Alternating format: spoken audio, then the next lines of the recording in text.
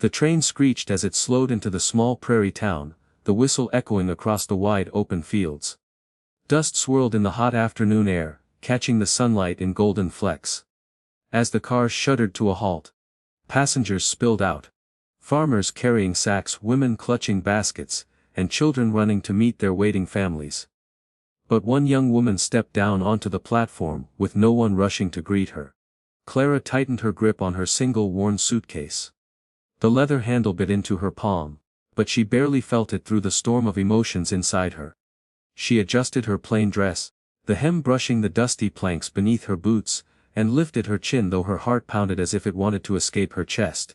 She had come so far. Too far to turn back. Her eyes darted through the crowd, searching, hoping he would be here. The man who had written her letters, brief and to the point, promising a home, companionship, maybe even a family. He had signed his name, Mr. Daniel Turner. Rancher. The words had sounded sturdy and dependable though never affectionate. Clara had accepted because it was all she had. Back east, she had been the girl no one chose. Too shy at church socials. Too quiet at town gatherings, too plain for the soldiers returning from war.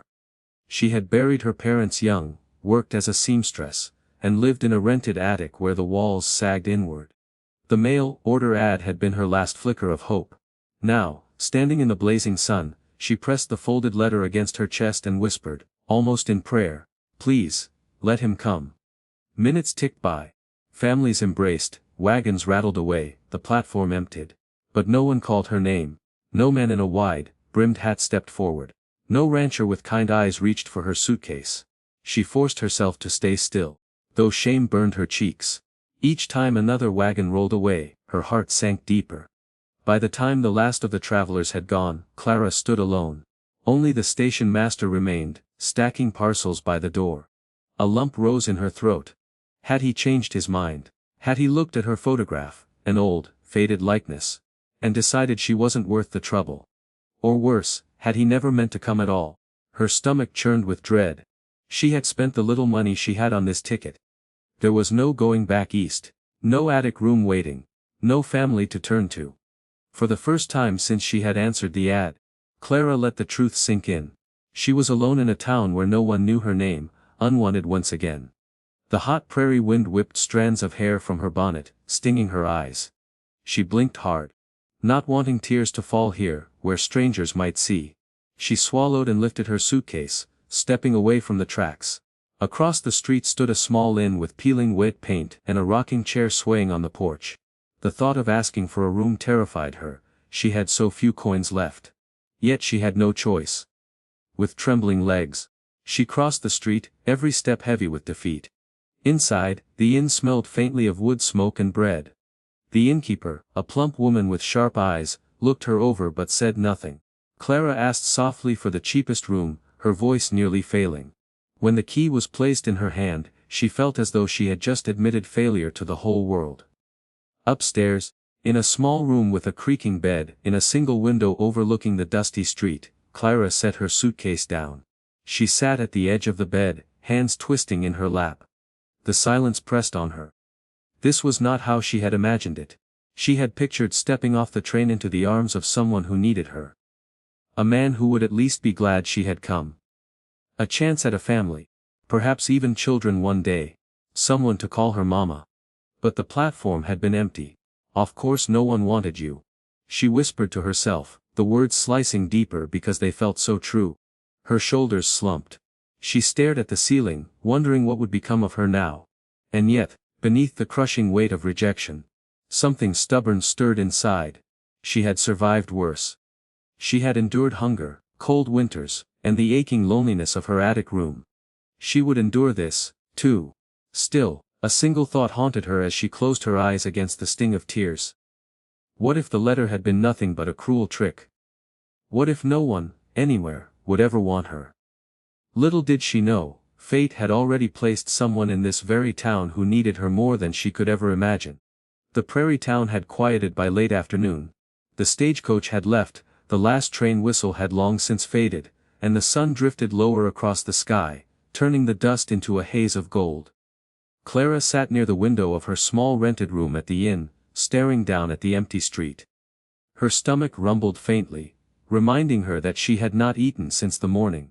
She touched the few coins tucked into her pocket and sighed. Bread and soup perhaps. But even that would cost more than she dared to spend if she was to stretch her money long enough to find work.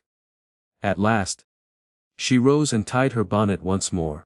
The air outside was hot, though shadows lengthened across the street. She kept her eyes down as she stepped out of the inn, and headed toward the general store.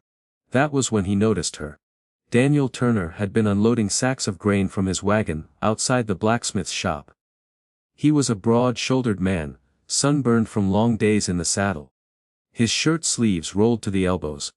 His hat cast a shadow across his eyes, but when he straightened to stretch his back, he caught sight of the young woman, moving uncertainly across the street. Something about her made him pause. She walked as though the world had already decided she was unwanted. Shoulders slightly bent, steps hesitant, clutching her small reticule like it was her only defense. Her dress, though clean, was plain and travel-worn, and the look on her face, it wasn't one he could ignore. Daniel frowned. He had lived in this town long enough to recognize most folks. But he didn't know her. A traveler. Perhaps stranded. He almost returned to his work. He wasn't one to interfere in other people's business. But then he noticed the way she stopped just outside the store, lingering, as if too afraid to enter. Something tugged at him. Without thinking he wiped the dust from his hands and crossed the street. "Mom," he said gently, stopping a few paces away so as not to startle her. His voice carried the roughness of long days, but there was kindness beneath it. "You look like you've been traveling. Do you need some help?" Clara froze, her heart leaping. She turned, meeting his steady gaze. And for a moment she forgot to breathe. He was tall, weathered, and strong, everything her imagination had conjured when she pictured the man who had written her letters. But then she remembered. The man she was supposed to meet had never come. This wasn't him. She shook her head quickly, clutching her reticule tighter. "And no, thank you," she murmured, her voice catching. I'm fine." Daniel studied her for a moment. She was pale from exhaustion, her eyes rimmed red as though she had been fighting back tears. Whatever her story, it wasn't fine. But he sensed the pride in her tone, the need to hold on to dignity. He didn't press. "Name's Turner," he said instead, offering the simplest truth. "Daniel Turner. I've got a ranch a few miles out. Saw you step off the train earlier, and I don't recall seeing anyone waiting for you." Clara's breath caught. He had noticed. Heat rushed to her cheeks, and she quickly looked away. My arrangements fell through," she admitted, the words bitter on her tongue. Daniel nodded slowly. He didn't ask for details. Instead, he tipped his hat slightly. "Well, if you need a good meal, Mrs. Harlan's cafe down the street serves stew till sundown. Tell her I sent you, and she'll see you right." Clara blinked in surprise. I couldn't possibly." "It's no trouble." Daniel interrupted gently. "Nobody ought to go hungry their first night in town." For a long moment Clara studied him. She wanted to protest, to say she didn't need his pity, but there was no pity in his eyes. Only a steady, quiet kindness that both unnerved and warmed her. Her lips trembled as she whispered, "Thank you." Daniel gave a small nod. "You're welcome, ma'am." He should have left then. He had no business lingering, no reason to involve himself further. But as he turned to walk back to his wagon, something inside him stirred. A faint ache he hadn't allowed himself to feel in years. Because even as he offered help to the stranger, he thought of his daughter, Emily. Sweet, bright-eyed Emily. Who had spent the last 3 years growing up without a mother. His late wife's passing had left a hollow in both their lives, one he had tried to fill with work and duty. He had promised himself never to risk his heart again. But watching this woman lost, alone, yet trying so hard to be brave, he felt an echo of something he thought was gone forever. Clara, meanwhile, stood frozen outside the store, her heart racing. She had not expected kindness here. Not after the crushing humiliation of the empty train platform. Yet this stranger had noticed her, had spoken gently, had offered her food without judgment. And for the first time since her arrival, she felt a small flicker of warmth. A flicker she didn't dare trust. She lowered her head and stepped into the cafe as he had suggested. The bell above the door jingling softly. Behind her, Daniel returned to his wagon. but his eyes lingered once more on the figure disappearing inside. Something told him their paths were not finished crossing. Not by a long shot. The next morning dawned pale and quiet, the sky brushed with soft streaks of rose and gold. Clara rose early, unable to sleep much after the restless night in the narrow bed at the inn. She smoothed her dress, twisted her hair into a simple knot, and sat by the window for a while, staring out at the town slowly waking to life. Her heart was heavy with questions. She had come all this way for nothing, so it seemed. The man who was supposed to meet her had not appeared. And though Mr. Turner's kindness the evening before had given her a brief comfort, it didn't erase the truth. She was alone, with no plan, and little money. At last, she decided she could not hide in her room all day. She gathered her courage and stepped outside.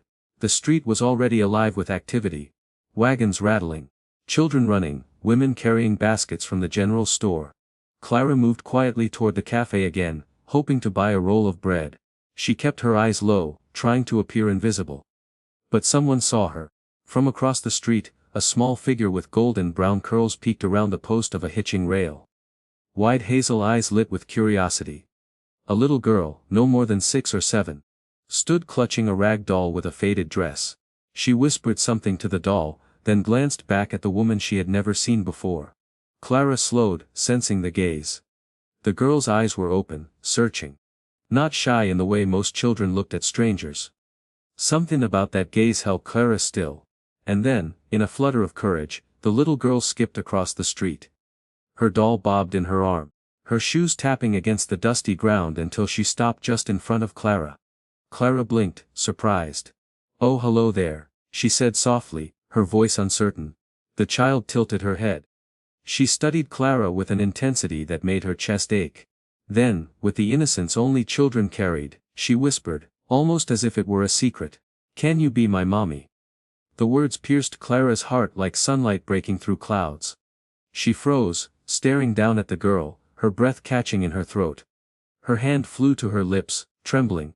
Of all the things she had braced herself for in this strange town, suspicion, judgment, indifference, this was the last she had expected. What did you say?" Clara asked, her voice barely audible.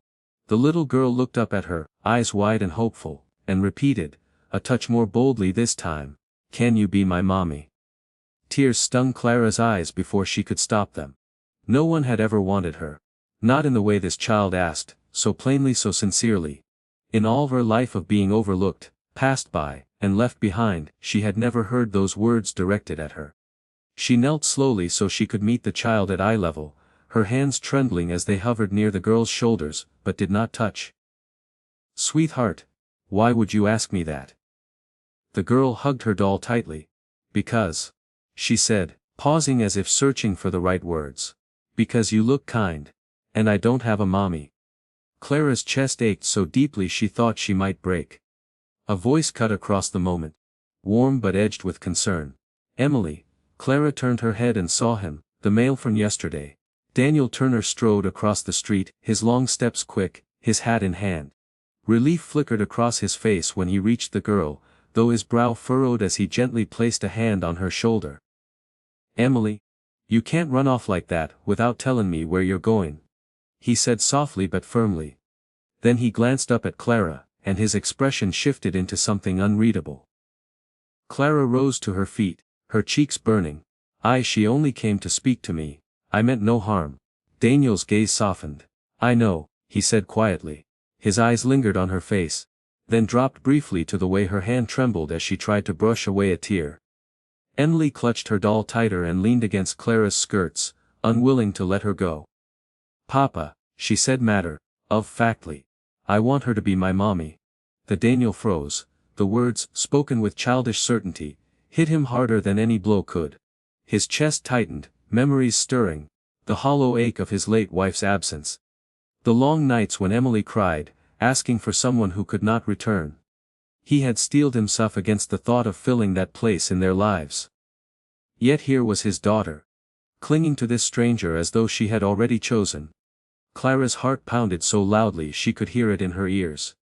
She wanted to protest, to say she wasn't fit, that she had nothing to offer, but her voice refused to form words. The girl's small hand tugged gently at hers, warm and trusting. Daniel crouched beside Emily, his eyes fixed on his daughter's face. "Emily," he said gently, "that's not something you can just decide on a whim." But Emily only shook her head stubbornly. "She's the one. I just know." Silence fell. Clara's vision blurred with tears.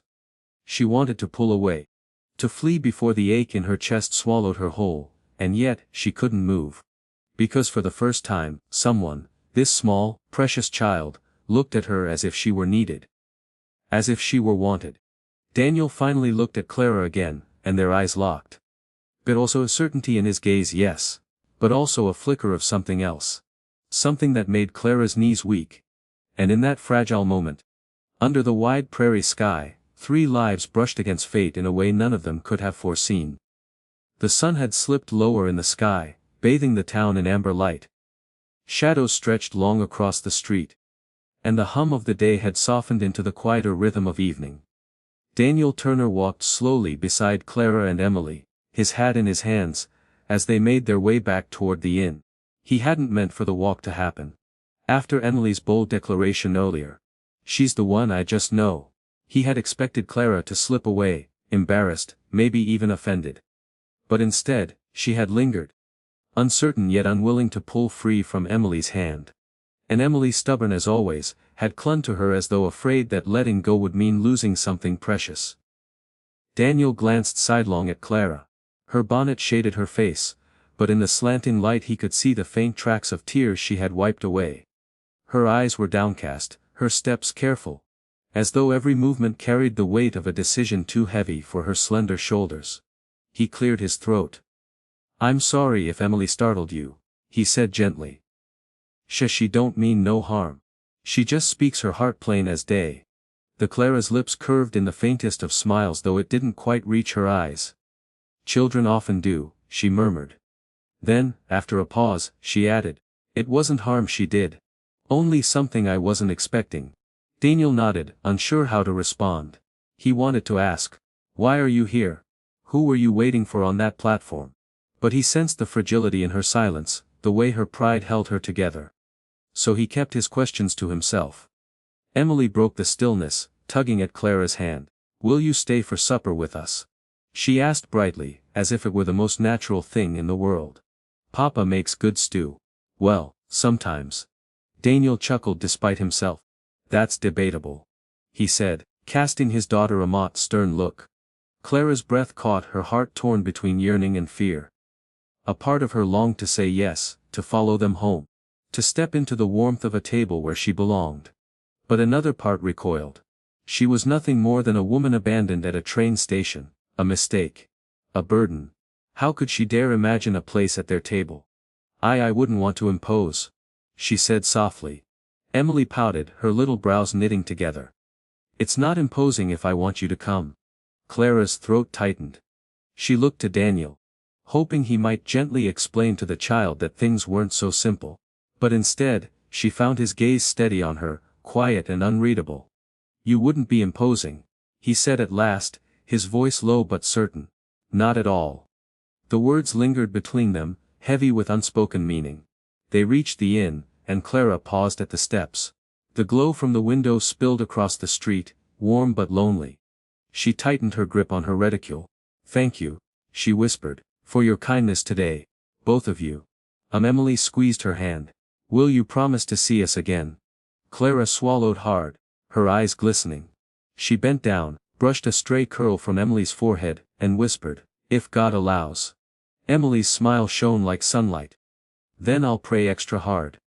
The girl released her reluctantly, and Daniel gently guided her toward their wagon. But as he lifted Emily up and settled her onto the seat, his eyes flicked back to Clara. She stood on the porch, framed in the fading light, looking at them as though memorizing the moment before it slipped away. Something twisted inside him. He had sworn off marriage after his wife's death. The ranch, the cattle, the endless labor, those were enough, his heart had no room for risk. But Emily's plea still rang in his ears, her small voice filled with certainty, "She's the one. I just know." And the way Clara had knelt, trembling, when Emily whispered those words, it hadn't been the look of a woman unwilling. It had been the look of someone aching to believe she was wanted but too afraid to trust it. That night, after supper, Daniel sat by the fire with Emily curled against him, her doll tucked under her chin. She had fallen asleep quickly, worn from the excitement of meeting Clara. But her little hand still rested on his arm, as if to anchor him to the promise she had whispered into the dusty street. Daniel stared into the flames torn. Could he open that door again, for Emily's sake, perhaps even for his own? Could he risk the ache of loss, if it meant giving his daughter the one thing she longed for most? And what of Clara? Whoever she was, whatever heartbreak had left her stranded at that train station, she was not just another passerby. He had seen the longing in her eyes, the way she tried to hide her loneliness behind quiet dignity. She wasn't here by accident. He rubbed a hand across his jaw and whispered to the silence, maybe fate brought her here. Across town, in her small inn-room, Clara sat by the window again, watching the stars prick through the velvet night. Emily's words replayed over and over in her mind, "Can you be my mommy?" Her heart yearned to say yes, but fear whispered louder, "No one wants you. Not really, don't fool yourself." And yet, when she closed her eyes, she could still feel Emily's small hand in hers, warm and trusting. For the first time in her life, someone had looked at her not with indifference, but with need. Clara pressed her hands to her face to let silent tears fall. She had come here believing no one would ever want her. But perhaps God had other plans. The prairie evening settled into a hush, the last streaks of sunlight fading into soft purples and blues. A gentle wind rustled through the tall grasses beyond town, carrying the faint scent of hay and earth. Clara stood on the porch of the inn, her small suitcase at her feet, staring down the quiet street as if waiting for an answer to prayers she dared not voice aloud. All day she had wrestled with her thoughts. Emily's words had echoed endlessly. "Can you be my mommy?" And each time, Clara's heart had soared and broken in the same breath. It was a dream she had never allowed herself to hold, the thought of being wanted, needed. Yet dreams, she reminded herself bitterly, were fragile things. And fragile things had a way of breaking in her hands. She bent to lift her suitcase, intending to retreat to her lonely room once more, when the sound of steady footsteps drew her eyes up. Daniel Turner was crossing the street toward her, his figure tall and strong against the dimming sky. His hat was in his hands, his shirt sleeves rolled to his elbows, and though his steps were confident, his face carried the gravity of a man weighing every word he was about to say. Clara's breath caught. "Mr. Turner," she said softly, her voice almost a question. "Clara," he replied, inclining his head. He stopped at the foot of the porch steps and looked up at her, the faintest flicker of uncertainty in his eyes. For a moment, neither spoke. The silence between them was thick with all that had gone unsaid. Finally, Daniel drew a breath. "I've been thinkin'." His voice was low, steady, but there was something raw beneath it. "About you. About Emily." He paused, searching her face. "I don't know what brought you here, or what heartache left you standin' alone on that platform yesterday. But I do know this, when Emily looked at you, somethin' lit in her eyes I ain't seen in years. A hope I thought was gone." Clara's throat tightened. She clasped her hands in front of her, afraid to let them tremble. She's a precious child. Anyone could see that." "Not just anyone," Daniel said quietly. "She chose you." But words struck deep.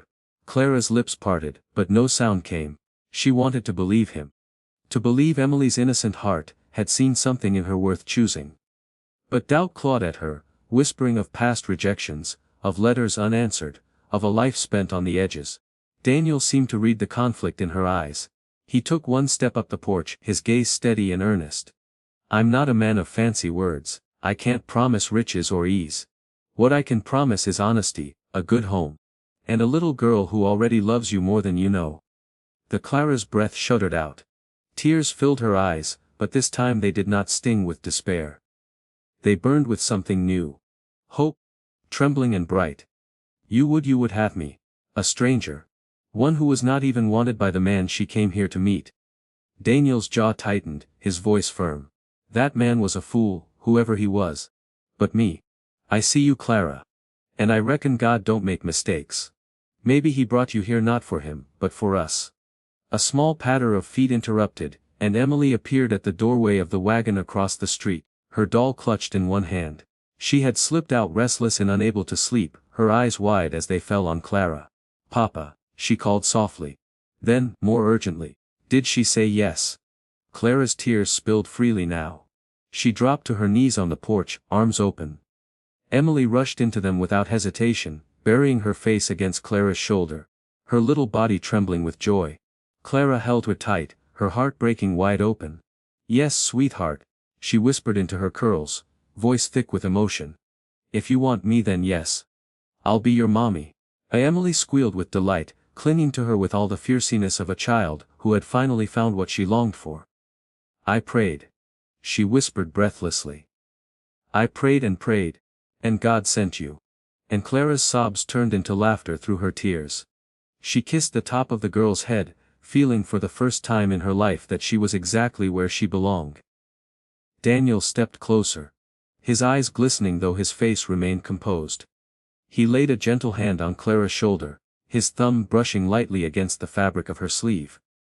"Then it's settled," he said quietly. "No more lonely nights at that inn. Come home with us." Clara looked up at him through tear-damp lashes.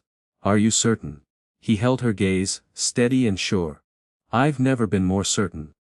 The golden light of the setting sun bathed them all as Emily wrapped her small arms around both Clara and Daniel, her voice muffled against them. "Now I have a mommy. And we're a family." The Clara closed her eyes, letting the truth of those words sink deep. For so long she had believed no one wanted her, that she would live and die unnoticed. But here, in this unexpected place, with this man and his daughter, she had been chosen, not by circumstance, but by love. And as the prairie night wrapped around them, Clara knew with trembling certainty that she was finally home.